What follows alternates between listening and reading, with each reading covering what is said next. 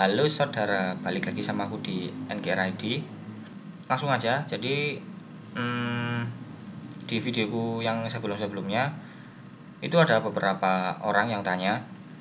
Jadi pertanyaannya itu mending pilih mana, antara Honda CBR R15 atau GSX R 150. Nah sebenarnya sih aku udah pernah bikin video tentang mending pilih mana antara ketiga motor tersebut. Cuman udah agak lama dan waktu itu juga GSX R belum keluar secara resmi, masih apa itu, rumor, cuman emang udah positif. Dan waktu itu juga harga sama spesifikasinya belum ketahuan. Kemudian juga waktu itu yang komparasiin R15 yang lama, bukan yang baru. Nah sekarang karena GSX R sama New R15 V3 yang baru itu udah sama-sama resmi di launching, udah keluar spesifikasi sama harganya. Sekarang aku mau bikin lagi, pilih mana antara CBR 150,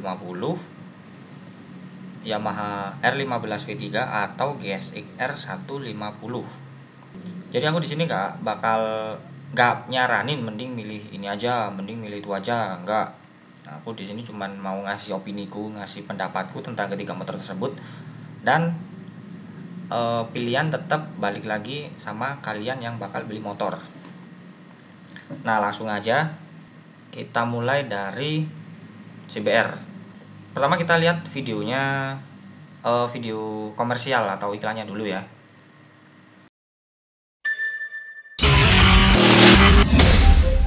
When you are at the starting line, the pressure is on you.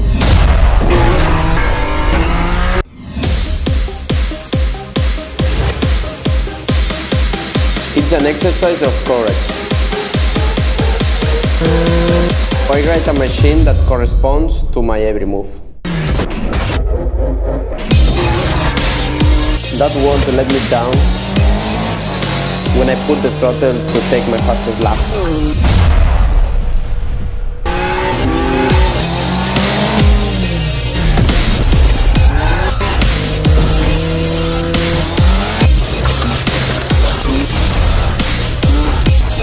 I am absolutely in control.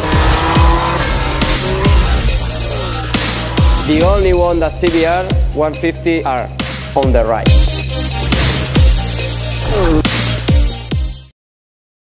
Nah, jadi yang pertama Honda CBR 150.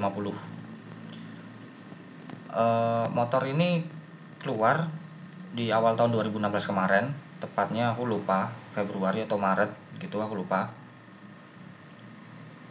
Jadi pertama masalah desain, sekali lagi aku nggak bakal banyak komentar ya masalah desain, karena apa, desain itu masalah selera, jadi nggak bisa dipaksain ya.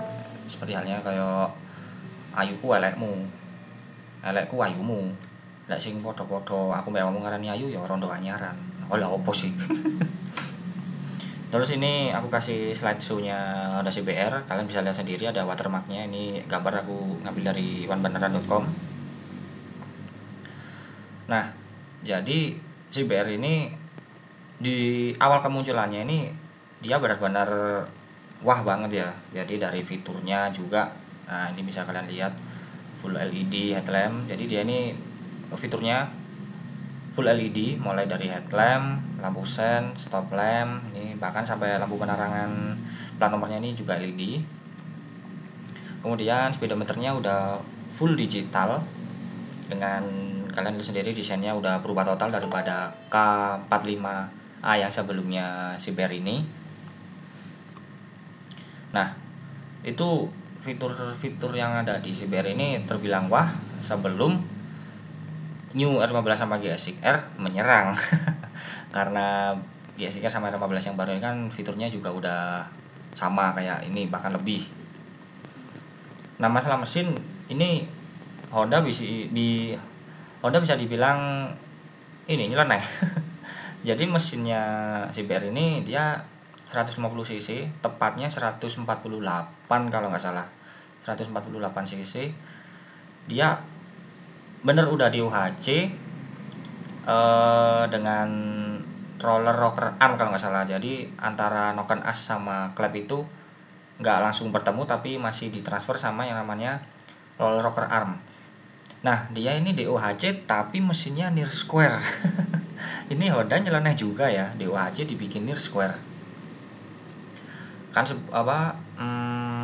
sebenarnya kan DOHC itu lebih identik ke overbore, cuman sama Honda dibikin near square, alasannya sih buat ngejar tarikan. Jadi tarikannya biar nggak keteteran, karena emang near square atau overstroke itu kan buat tarikan nampol, cuman di putaran atas sedikit kurang. Nah, jadi sama Honda ini diakalin, dia di UHC tapi mesinnya near square. Ono Honda tapi ya tak tuku pisan sih. Nah, dengan hal tersebut Honda CBR ini dapat memuntahkan power sebesar 17,2 PS dengan torsi 13,7 Nm di putaran mesin 7000 rpm. Terus jadi dia ini di UHC near square. Yang aku rasain selama ini sih, selama pakai ini aku bandingin sama CBR yang lama yang masih overbore, sama R15 yang lama juga. Jadi CBR ini dia itu gimana ya, tenaganya dari bawah menengah atas itu semuanya rata. Jadi nggak lemot, tapi juga nggak bisa dibilang kenceng. Jadi ya rata semua, bawah menengah atas itu rata semua, karena yaitu tadi di UHC dikawinin sama konfigurasi mesin yang near square. Terus buat masalah harga, CBR ini untuk Jakarta ya dibanderol seharga 32,5 juta buat yang warna hitam sama putih, kemudian yang warna merah 33,1 juta, dan yang versi termahalnya yaitu Repsol seharga 33,3 juta. Ini Repsol paling mahal padahal kita masang iklan di motor. Harusnya sih dikasih kompensasi ya, tapi ini malah mahal. Nah, itu tadi CBR. Jadi aku nggak terlalu membahas lebih jauh tentang CBR karena motornya sendiri juga udah keluar cukup lama, awal 2016 kemarin. Nah, yang berikutnya Suzuki GSX R150. Kita lihat iklan TVC-nya dulu.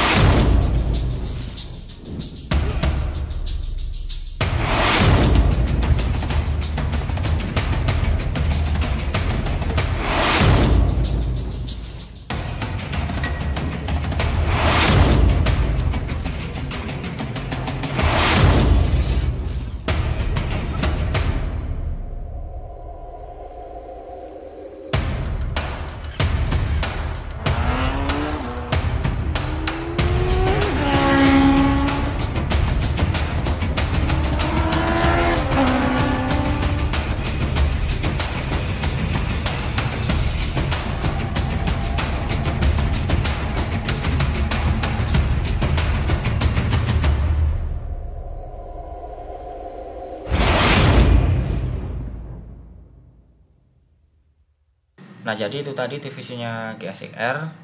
Sekarang aku mau jelasin sedikit tentang GSX R. Nah, ini gambar slide show-nya. Slide slow. Ini maaf ya kalau motornya nggak standar, udah nggak ada spakbor sama spionnya. Bannya juga udah ganti, ini bukan ban standarnya.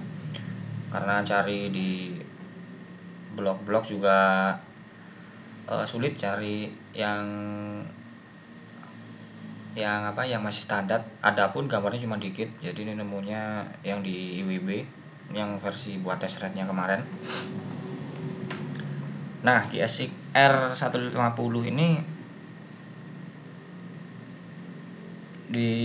sebenarnya udah dikenalin ke publik itu sekitar bulan November tahun 2016 kemarin.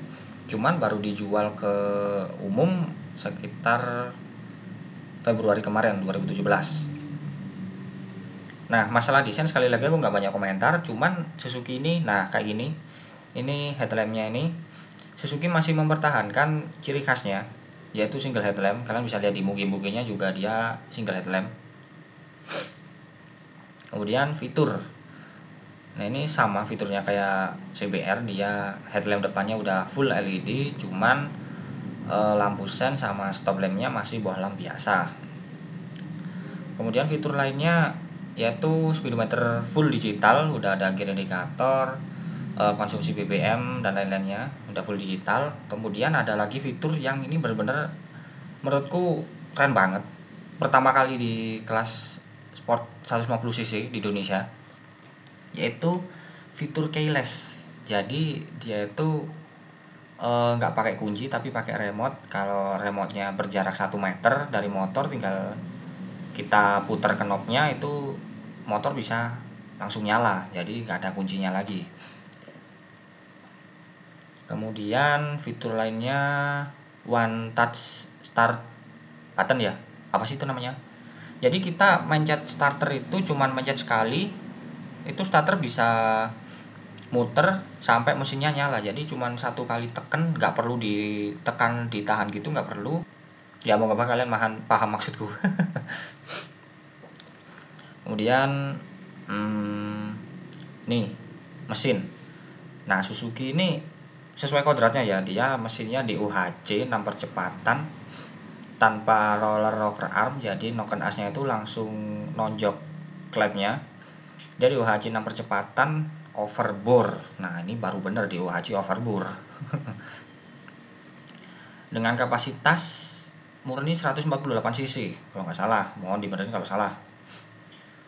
Yang dapat fuel injection yang dapat menyemburkan tenaga sebesar 18,9 PS dan torsi 14 Nm di 8.500 rpm.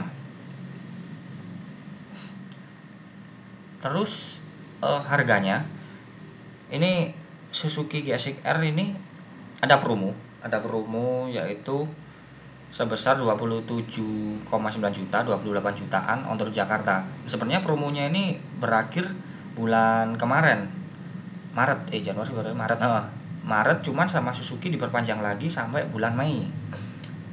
Nah harga normalnya itu sekitar 29,9 juta atau 30 jutaan. Nah promonya lumayan 2 jutaan. Nah karena GSX-R ini mesinnya overbore, jadi ya walaupun aku belum pernah test ride ya, moga-moga keturutan lah. Ini tarikan awal menurutku kurang greget lah, seperti halnya DOHC overbore lainnya. Cuman tarikan atasnya tuh kerasa banget, atasnya tuh ngisi terus putaran atasnya, dan RPM nya ini bisa sampai 13.000 RPM. Gila nggak tuh? Nah itu bisa kita lihat radiatornya juga gede, hampir 2 kali lipatnya CBR kalau menurutku. Terus apa lagi ya? Ini ya, cuman ini si Suzuki ini rangkanya ini masih, ini bukan rangka, ini cover plastik biasa, jadi rangkanya masih diamond. Kalau nggak salah sih masih diamond. Jadi dengan harga segitu ya cukup worth banget lah. Nah ini tadi GSX-R.